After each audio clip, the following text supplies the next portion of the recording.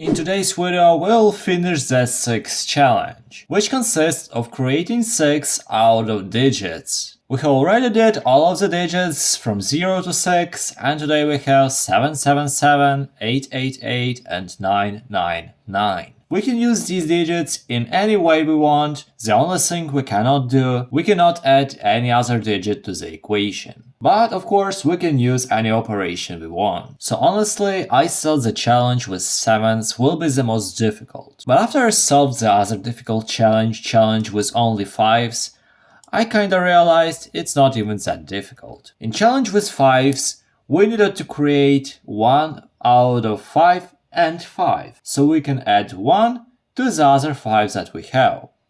Here we have the same thing, but instead of adding, we subtract. So we need to subtract 1 from 7 to get 6. So all we need to do is to divide 7 by 7 to get 1, and then subtract this one from 7. First one solved. I thought this will be the most difficult one.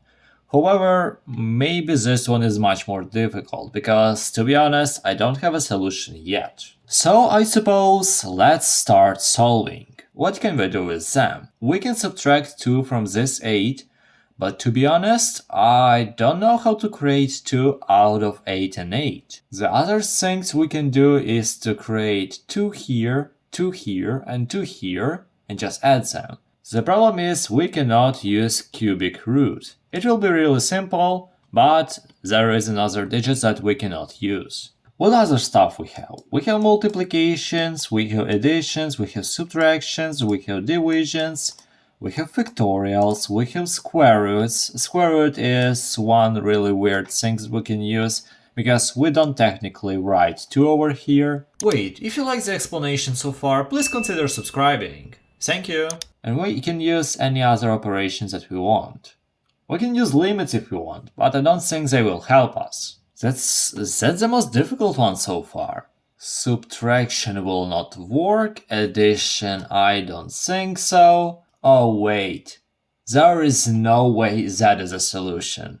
But I found one that is so crazy. So the first thing we do, we need to divide 8 with 8, so we get 1. Now what we do, we add this 1 to 8, so we get 9. And now this 9 is a really nice number for the square root, so we get 3. And maybe you remember what we do with 3 from the first video of the series. We take everything into the brackets and we use a factorial, because as you might know, 3 factorial is exactly 6. This one is definitely the most challenging so far. To be honest, 9 is not even that difficult. There are a lot of ways to solve it, but what I will do, I will add 9 and 9, so I get 18. Now I get a square root over here, so I get 3, and if I divide 18 by 3, I get 6. The only thing I don't need to forget are the brackets, because if I just write a division here without a bracket, I would need to, of course, divide this 9 by the square root of 3.